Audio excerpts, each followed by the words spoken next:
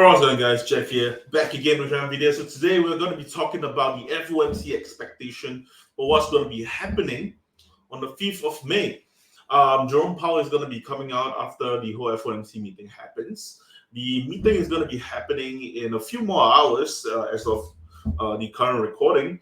I'll be posting this tomorrow. So this video will most likely be out in the midst of the meeting. However, Jerome Powell is most likely going to be coming out at about 2 a.m. Singapore time, 2:30 a.m. Singapore time to actually talk about the whole entire summary of what's going to be happening for the FOMC. They are going to be going up by 50 basis point hike, 75 basis point hike, or 25 basis point hike. All right, so anyway, for the expectation of the interest rates, let's get that out of the way first. Okay, so for people who already know about this whole situation, what the Federal Reserve is actually aiming to get the interest rates up to is to get it to 2.5% by the end of the year.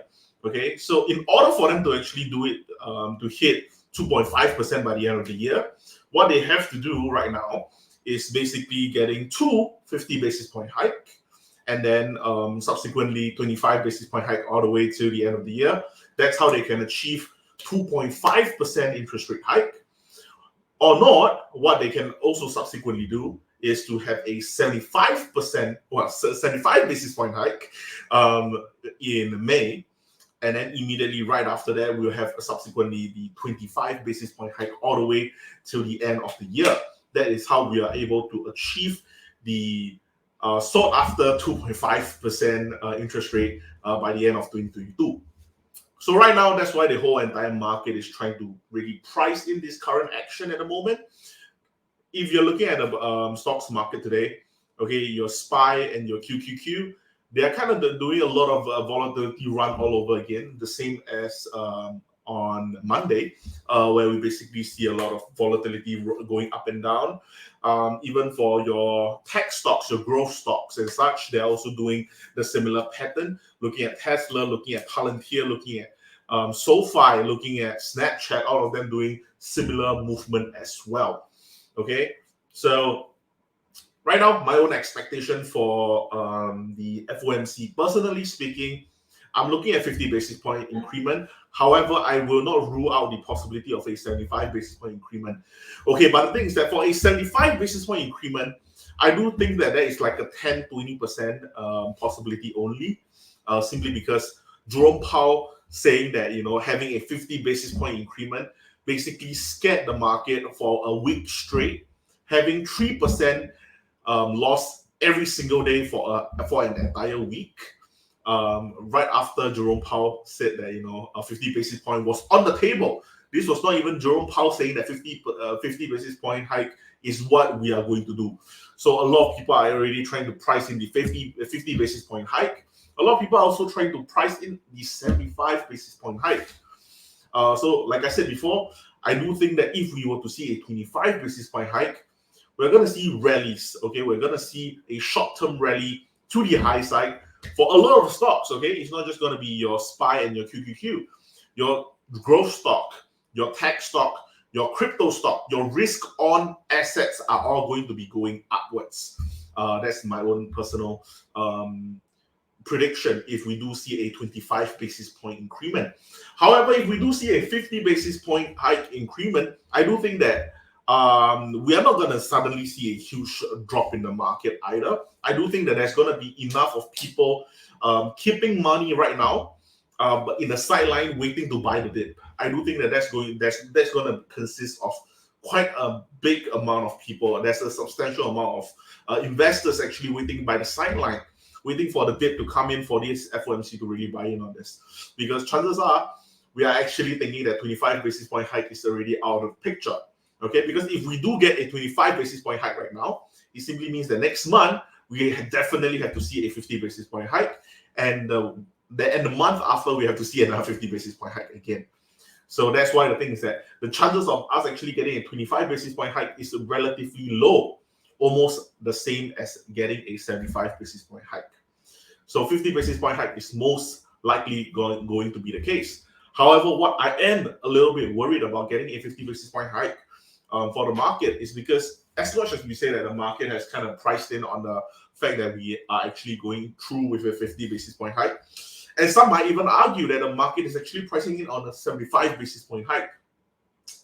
I do personally believe that the market kind of tried to price in the 50 basis point hike, but we're still going to see a short-term drop in the stocks market if they do talk about a 50 basis point hike. And when I say short-term, I do mean super duper short-term, okay? Because that short-term is going to be from the 2 a.m. to the 2:30 a.m. mark, where we suddenly see a 30 minutes of drop. Okay, this 30 minutes of drop is going to happen because we are going to suddenly read out the report on the FOMC minutes. Well, not the minutes, the summary of the FOMC. I think we are going to see the summary of economic projection as well for this month. So yeah, I'm not sure if we're going to get the STP, but if we're going to get the STP, chances are after the STP shows up, we are going to see a little bit of a drop in terms of the stocks market, be it your S&P and your NASDAQ. And then afterwards, of course, we have to see that, at 2:30 a.m., where Jerome Powell basically come out with all the panelists doing a Q&A, I do think that that's when everything is going to suddenly shoot back up. Okay, this has kind of been the pattern for the past 2 to 3 FOMC meetings that we have actually been seeing. Okay, and this is kind of a good pattern for us to really go through with, simply because Jerome Powell, although his job is to ensure that we have, relatively low inflation, at the same time we have, reasonable rates, and ensure that we don't really get into a recession. Well, that's not really his job, but but one of his other jobs is actually to ensure that the economy is healthy to a certain extent, or at least the mindset is healthy to a certain extent, which is why Jerome Powell coming out to the panelists, answering all the questions that the panelists are going to be shooting at him. I think that's going to be a very, very crucial point, especially with the panelists' questions as well. I do think that, CNBC used to always have good questions for Jerome Powell and Bloomberg as well. So I do hope that, we do get some good questions about the economic projections that we will be having. I do want to see possible inflation, disinflationary projections, hoping that Jerome Powell is going to be covering more about that, simply because even from the previous CPI, we did get an 8.5% year over year. I do hope that Jerome Powell is going to touch a little bit more on how he intends to actually bring down inflation. Secondly, I do want to see how is he trying to bring the interest rates up in terms of from the banking side of things. I do want to see his thoughts on maybe ensuring that banks are supposed to hold up to 2% or even 3% of their net worth in order for them to actually continue to do loaning out of all the money in order for them to actually curb the inflation to a certain extent. I do hope to see more of this sort of measures coming out from Jerome Powell's perspective as well.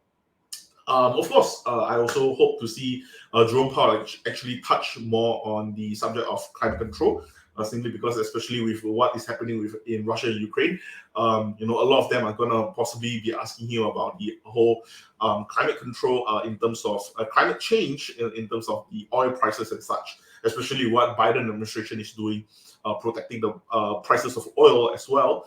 So I do think that, the Federal Reserve do need to help with climate control to a certain extent. So I do think that there is a possibility that one of the panelists out there is probably going to be asking Jerome Powell some of these hard questions as well. So yeah, there's basically just some of my own expectation for the FOMC meeting. However, my next possible catalyst would definitely have to be the CPI, which is going to be coming up in around 2 more weeks, and that's going to be a huge one as well, because we are going to be looking at the core inflation instead of just the CPI on its own. Because from the previous month, we actually saw the inflationary result coming out to be like 1.1%, but the core inflation was only 0.3%, which was crazy good in my opinion. Which is why I do hope that, if we continue to see this kind of trend, I don't want to see this as a one-off 0.3% for the core inflation increment for the month of March. So for April, hopefully, we are able to see maybe 0.2% core inflation or 0.3% core inflation. And if we continue to see this kind of projections, eventually we'll start to kind of just simmer down towards a disinflationary trend, and then afterwards, hopefully, in another 1 to 2 more years, we'll actually get out of this hyperinflated economy. Anyway, that's all I have for today. Thank you guys so much for watching, and I'll see you guys next time.